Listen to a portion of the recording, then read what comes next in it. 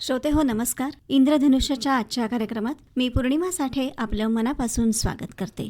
श्रोते हो, देवरुख इथल्या भारती जयंत राजवाडे यांच्या बाबा अबोल आयुष्याचं कोडं या विषयावरच्या 10 कवितांची वर्ल्ड रेकॉर्डमध्ये नोंद झाली आहे. तब्बल 1161 रचनांचा समावेश असलेल्या भव्य मराठी काव्यसंग्रहात त्यांच्या कवितांना स्थान मिळालंय.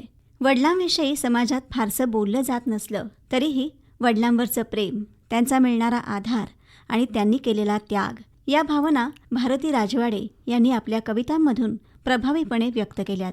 विशेष म्हणजे दुसऱ्यांदा त्यांच्या कवितांना वर्ल्ड रेकॉर्डमध्ये स्थान मिळालंय आणि असा मान मिळवणाऱ्या संगमेश्वर तालुक्यातल्या त्या पहिल्या महिला साहित्यिक ठरल्या आहेत.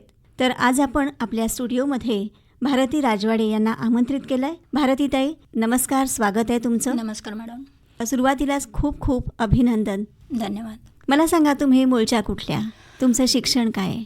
माझं मूळ गाव पंढरपूर आहे आणि पंढरपूर येथील कर्मवीर भाऊराव पाटील या कॉलेजमधून मी वाणिज्य क्षेत्रातील पदवी घेतली आहे. अच्छा. इथंच माझं संपूर्ण शिक्षण आणि बालपण गेलं. बर. लग्न करून मी इकडे आले कोकणामध्ये, देवरुखला, आणि आता 25 वर्ष होऊन गेली. अच्छा. माहेरी कसं होतं वातावरण? माहेरी माझे बाबा पत्रकारच असल्यामुळे लोकांची ये जा किंवा राबता असा सतत चालू असायचा आणि आईलाही माणसं आली गेलेली खूप आवडायची. त्यामुळे असं घर नेहमी माणसांनी भरलेलं असायचं. त्यामुळे विचारांची देवाणघेवाण, एकमेकांना समजून घेण्याची कला, ही तिथूनच काही गुण उपजतच आम्हाला मिळाले. बरोबर. या लेखनाची सुरुवात ही कशी झाली? लेखन करायला मला आधीपासूनही आवडायचं, कारण सुरुवातीला मी वाचकांचा पत्रव्यवहार असा सदर यायचं पेपरमध्ये, तर त्याच्यासाठी सुद्धा लेखन करायचे. पण ते असंच आपलं, म्हणजे फार काही असं त्याच्याकडे खूप ह्याने गांभीर्याने बघून असं नव्हतं, पण आवड होती म्हणून लिहायचे.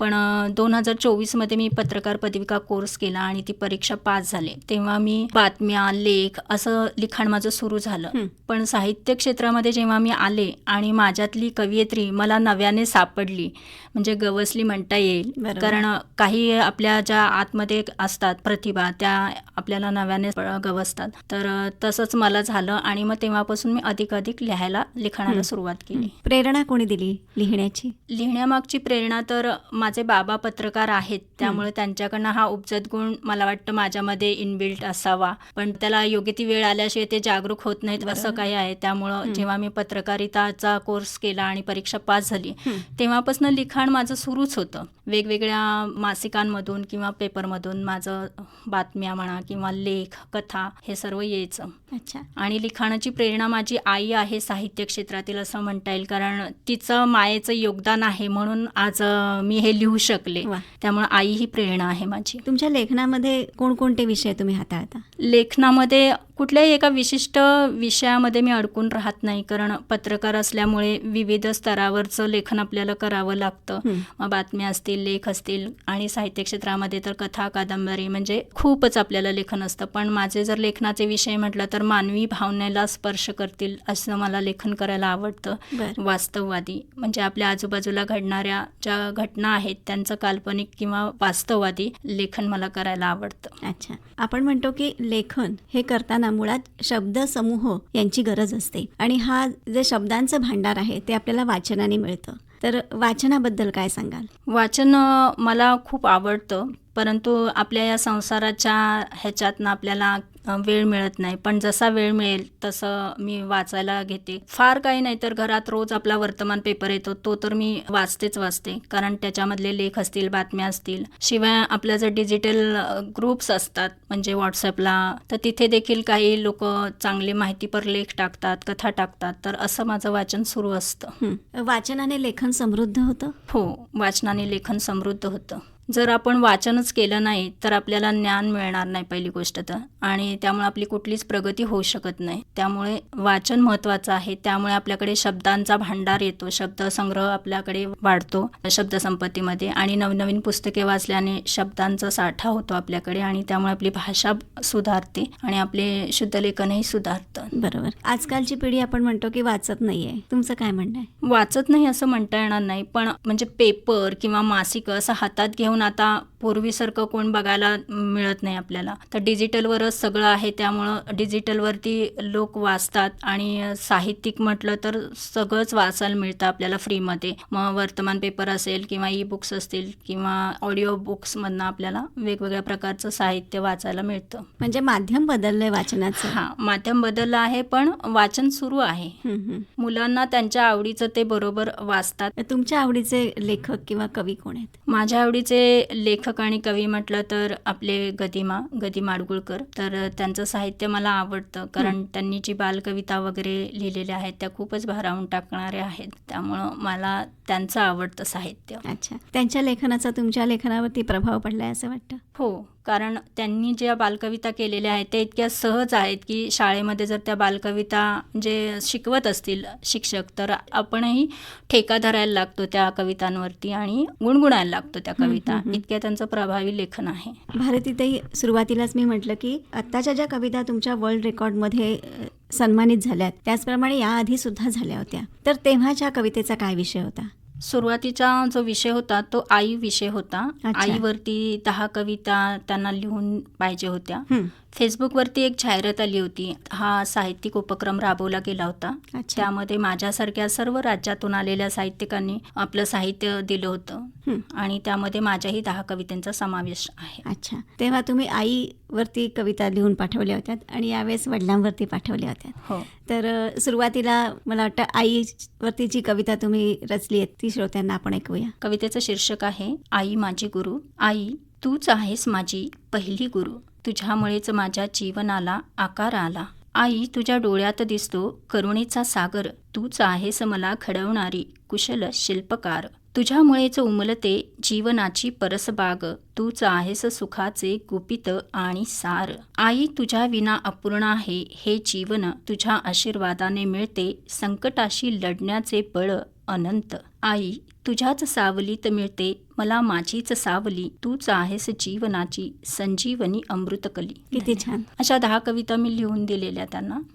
आणि काही महिन्यातच ते जागतिक बुकमध्ये त्याची नोंद झाली. अच्छा, अशा किती जणांनी दिल्या होत्या तेव्हा कविता म्हणाले? 1121 एवढा मोठा काव्यग्रंथ होता तो. आणि राज्यभरातून सर्व साहित्यिकांनी त्याच्यामध्ये योगदान दिलं होतं. अच्छा, आणि त्यातल्या किती साहित्यिकांच्या कविता त्याच्यामध्ये निवड केल्या जातात? ज्या साहित्यिकांनी भाग घेतला होता त्या सर्वांच्या कविता त्याच्यामध्ये समाविष्ट होत्या. पण सुरुवातीला ह्या कविता समाविष्ट होताना कोणालाही माहिती नव्हतं की हे विश्व रेकॉर्ड होणार आहे या कवितांच्या पुस्तकांचं, किंवा पण एक स्पर्धा म्हणू शकतो त्याला किंवा उपक्रम म्हणू शकतो. तर तसंच आपण सगळ्यांनी भाग घेतला होता त्याच्यामध्ये. अच्छा, तुम्ही जेव्हा कुठल्याही विषयावरचं लेखन करता, लोक वाचतात, तर वाचकांकडून आलेली आणि आठवणीत राहिलेली अशी एखादी प्रतिक्रिया आहे? हो, नक्कीच आहे. सांगायला आवडेल मला की सुरुवातीला देवरुखमध्ये पहिलं साहित्य संमेलन होतं. जेव्हा माझं आई या कवितेचं विश्व रेकॉर्ड झालं, तेव्हा तिथल्या सद्गुरू वाचनालयतर्फे एक साहित्य संमेलन आयोजित केलं होतं. त्यामध्ये डॉक्टर वर्षा फाटक मॅडम आहेत, त्यांनी मला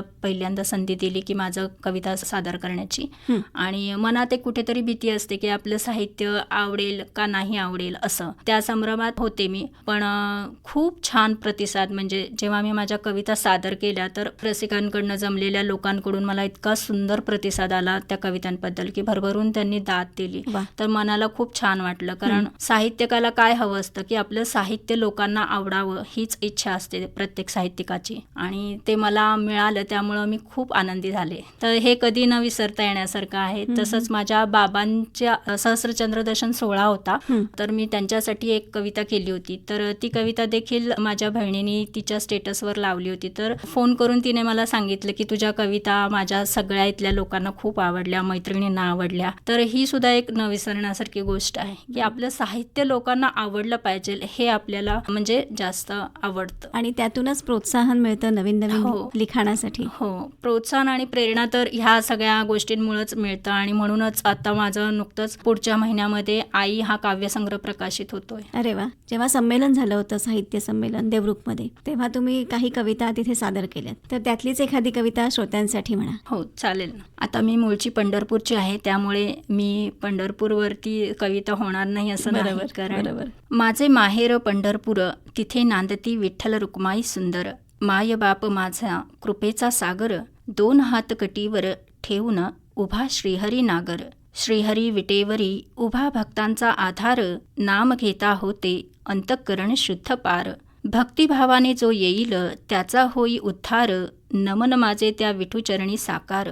दोन नेत्री पाहे तुझे रूप मनोहर, चरणी मस्तक ठेवूनी मागे एकच वर.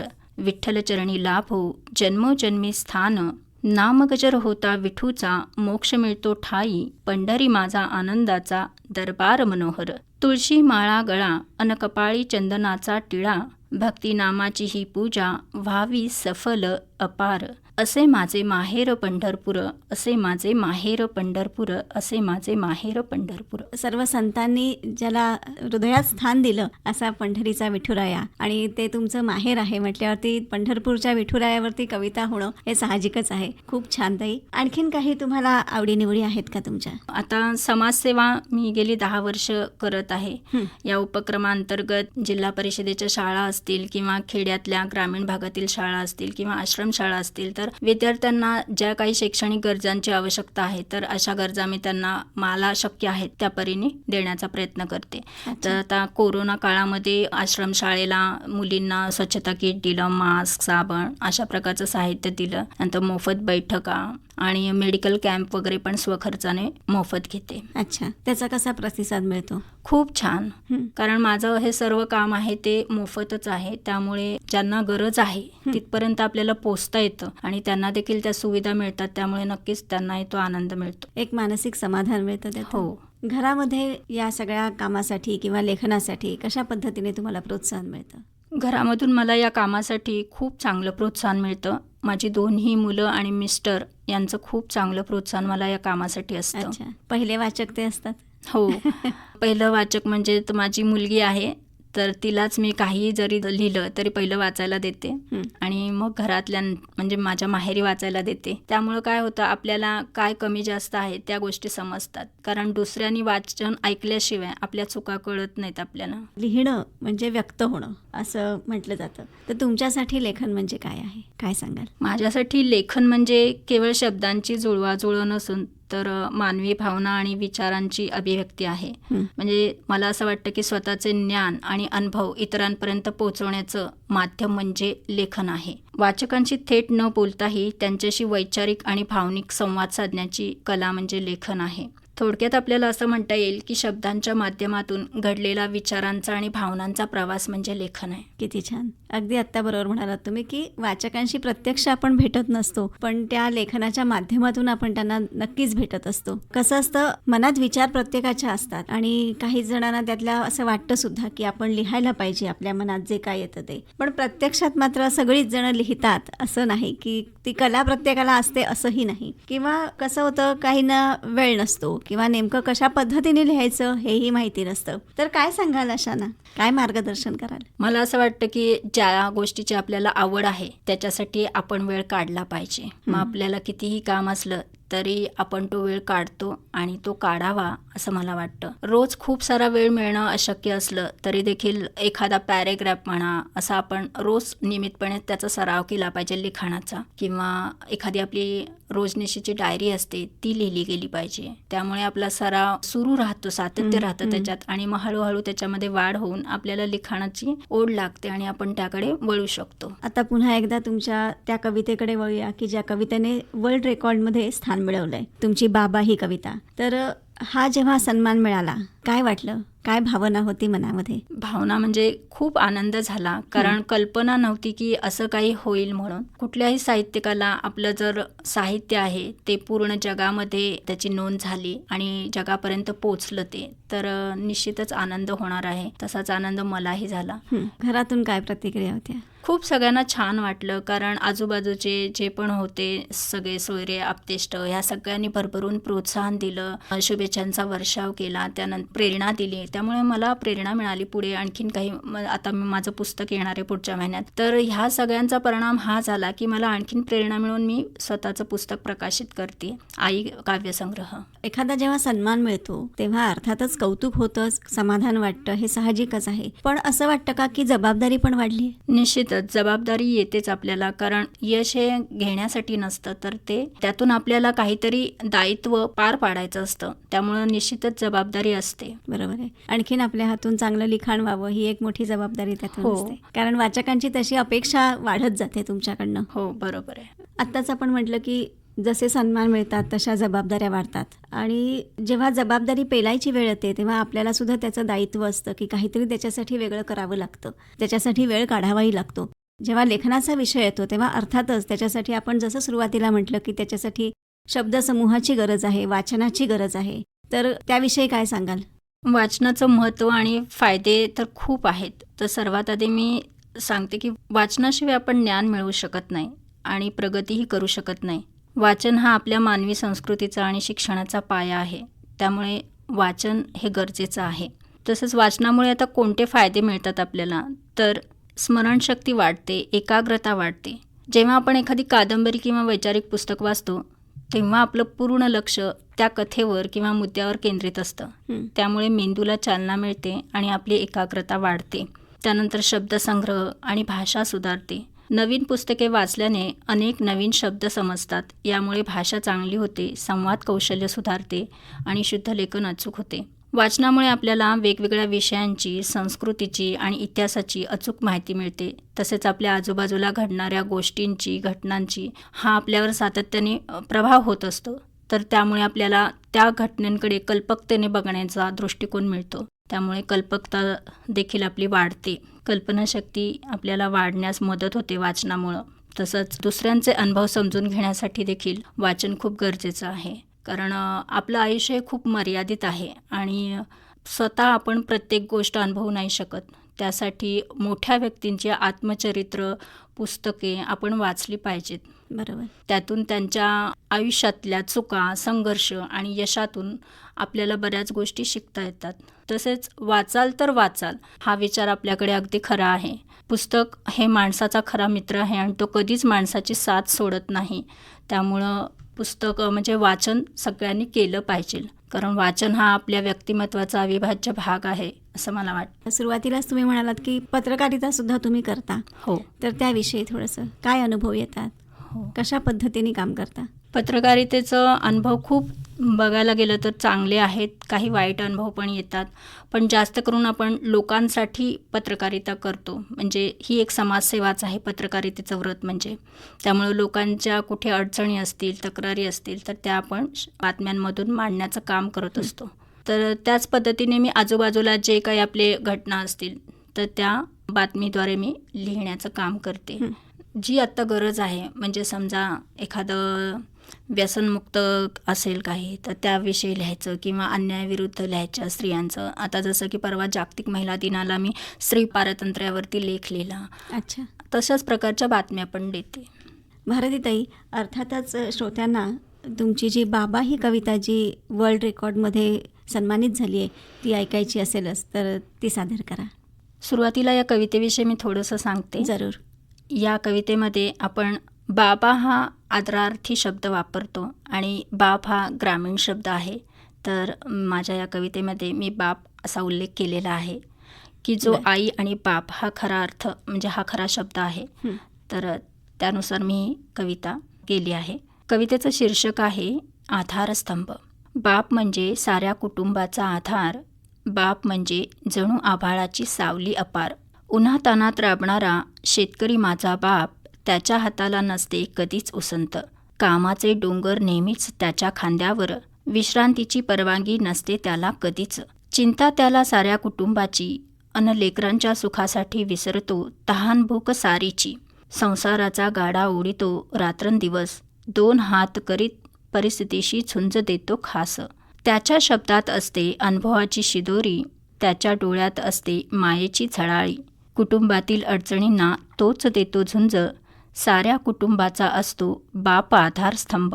बाप म्हणजे बाप असतो, साऱ्या कुटुंबाचा प्राण असतो. बाप म्हणजे बाप असतो, साऱ्या कुटुंबाचा प्राण असतो. खूप छान. तुम्ही आणि तुमचे वडील यांच्यामधल्या नात्याबद्दल काय सांगाल?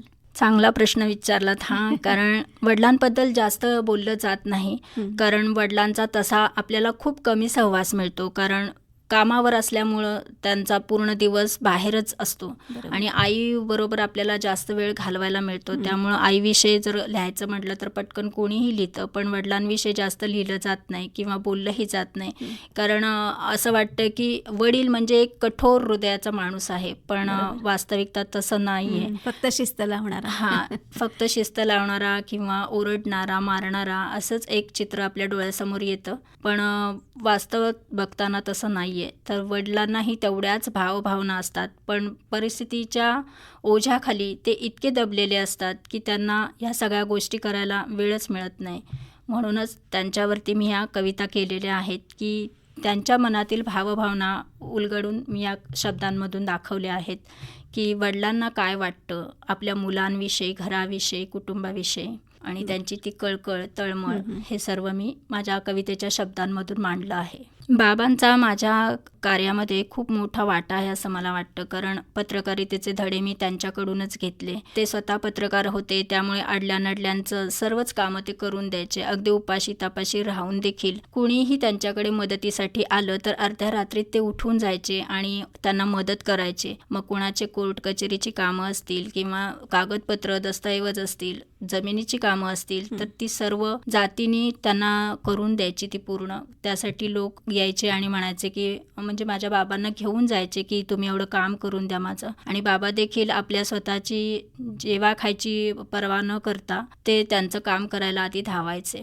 तर त्यामुळे हे मी लहानपणापासून बघत आले त्यांच्याकडनं आणि तेच कुठेतरी मला वाटतं माझ्यामध्ये ही समाजसेवेची जी आवड आहे ती आहे. कारण का ते जे काय करत होते ते मी बघत होते आणि तेच मलाही आता असं इकडे येऊन करावंसं वाटायला सुरुवात झाली. ते संस्कार तुम्ही घेऊन इथे आले. हां, म्हणजे बाबा जे काम करत होते ते मी डोळ्यांनी बघितलं, त्यामुळे ते माझ्या मनामध्येही अशा प्रकारची भावना निर्माण झाली की आपणही अशी दुसऱ्यांना मदत केली पाहिजे. अगदी खरं आहे भारतीताई की आत्ता तुम्ही म्हणालात तसं की बाप लेकीचं नातं हे वेगळंच असतं आणि मला वाटतं ते सासरी आल्यानंतर आपल्याला अजून त्यातलं गांभीर्य किंवा जे आपण म्हणतो ना की जो ओलावा आहे तो तेव्हा जाणवायला लागतो जास्ती.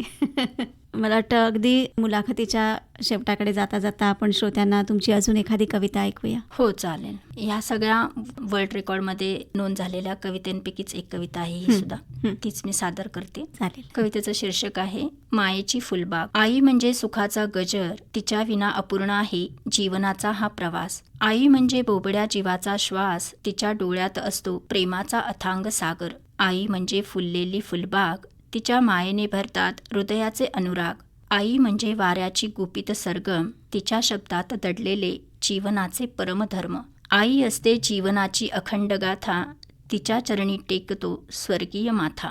वर्ल्ड रेकॉर्डमध्ये समाविष्ट झालेल्या आई आणि बाबा जीवाभावाचे विषय आहेत हे, आणि ह्यावरती कविता तुमच्या सादर झालेल्या आहेत, तिथे समाविष्ट झालेल्या आहेत. या व्यतिरिक्त आणखीन कशा पद्धतीचं लिखाण कुठे तुम्ही केलं आहेत का? हो, माझं लिखाण नियमितपणे सुरूच असतं, कारण वेगवेगळ्या विषयावरती लेखन करण्याची मला आवड आहे. त्यामुळं कुठल्या एका विशिष्ट प्रकारामध्ये मी लेखन न देता सर्व स्तरावर लेखन करते.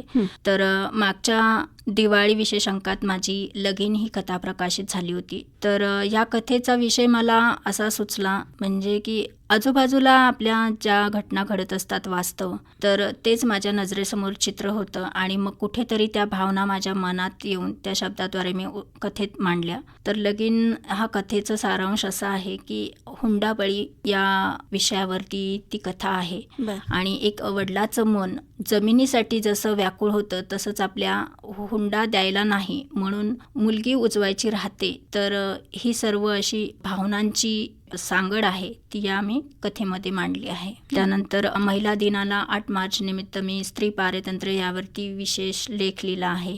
कारण आपण असं म्हणतो की स्त्री आजही आधुनिक काळामध्ये स्वतंत्र झाली आहे किंवा स्त्रिया पुरुषांच्या बरोबरीने काम करतात म्हणून त्यांना स्वातंत्र्य आहे. परंतु आपल्या आजूबाजूला जर डोळे उघडून नीट आपण बघितलं तर अजूनही स्त्री आणि पुरुष समानता आपल्याला बघायला मिळत नाही. त्यावर माझा आधारित लेख होता तो. कारण आज मी कित्येक ठिकाणी घराघरामधून बघते, मग आपल्या मैत्रिणी असतील, शेजारी पाजारी असेल, असे प्रसंग आपल्याला बघायला मिळतात. ती स्त्री कमवत असते, पण ती कमवते म्हणून फक्त ती सक्षम आहे का? तर नाहीये. स्त्रीला कुटुंबाच्या निर्णय प्रक्रियेमध्ये सामावून घेतलं पाहिजे. तरच स्त्री आणि पुरुष समान आहेत असं आपल्याला म्हणता येईल. कारण आज बऱ्याच घरांमध्ये अशी परिस्थिती आहे की स्त्रीचे संपत्तीचे विषय असतील किंवा मुलांच्या करिअर संदर्भातले विषय असतील तर त्यामध्ये स्त्रियांनी बोलायचं नाही. ते सगळे निर्णय आहेत ते पुरुषप्रधान घेणार. अशी आपली पुरुषप्रधान संस्कृती काही कुटुंबांमध्ये आजही बघायला मिळते. तर तेच मला समाजासमोर आणायचं होतं आणि म्हणून मी 8 मार्चला जागतिक महिला दिनानिमित्त स्त्री पारतंत्र्यावरती एक माहितीपर लेख लिहिला होता. अच्छा, आत्ताच तुम्ही म्हणालात की हे असे लेख कविता तुम्ही वेगवेगळ्या विषयांवरती लिहिताय, सामाजिक विचार घेऊन तुम्ही ते सगळं लेखन करताय. शिवाय तुमचा एक कविता संग्रह सुद्धा प्रकाशित होणार आहेच. तर भविष्यामध्ये अजून कोणत्या प्रकारचं लेखन करायचंय असं वाटतंय तुम्हाला? काय इच्छा आहे? लेखन ही असं माध्यम आहे की कितीही लिहिलं तरी ते आपल्याला अपूर्णच वाटतं. त्यामुळं विषय जसजसे आपल्याला हाताळता येतील तसतसं मला अधिकाधिक लेखन करायचं माझा मानस आहे. मग जास्त करून मानवी भावना आपल्या आहेत ज्या मनाला स्पर्श करून जातील, म्हणजे वास्तववादी जे आपलं आहे जगणं, तर त्यावरती मला लेखन करायला अधिक आवडेल. कारण ते प्रत्येक माणसाच्या मनाला भेटणारं आहे ते. तर भारतीताई, तुमच्या पुढील लेखनासाठी खूप साऱ्या शुभेच्छा देते. आणि आज तुम्ही इथे आलात, खूप छान संवाद साधलात श्रोत्यांशी, त्याबद्दल आकाशवाणीतर्फे आणि सर्व श्रोत्यांतर्फे तुमचे आभार मानते. धन्यवाद. नमस्कार. आकाशवाणी केंद्राने मला इथे आमंत्रित केलं त्याबद्दल मी आकाशवाणी केंद्रांची आभारी आहे. या कार्यक्रमाचे सादरकर्ते होते विवेक वानखडे.